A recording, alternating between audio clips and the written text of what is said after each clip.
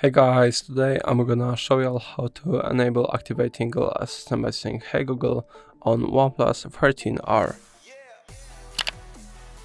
Firstly, go into settings. Now tap on the search bar and search up Assistant.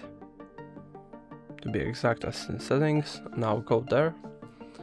Hey Google and voice match. Tap here. Now, obviously, I read it before, but you should read before agreeing. And that's all. Now let's try if it works. Hey Google.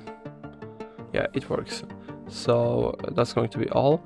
If it doesn't work, you just need to tap here and it's going to ask you to say some phrases that are going to be displayed on the screen. And that's going to be all. If I helped you, please leave a like and subscribe. And if you have any more questions, let us know in the comments.